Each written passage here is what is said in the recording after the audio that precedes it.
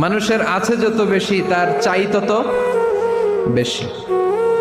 শেখ সাদি রহিমাহুল্লাহ, ইরানের বিখ্যাত কবি, বালাগাল উলা বিকামালিহি কাশাফাত দুজা বিজামালিহি, এই কবিতা লিখে বিখ্যাত হয়েছিলেন।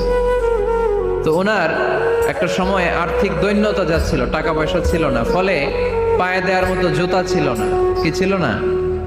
জুতা ছিল না। তো খুব আফসোস করে একদিন মনে মনে আল্লাহরে বলে, আল্লাহ আমি এত বড় কবি, আমার পায়ে দেওয়ার মতো জুতা নাই।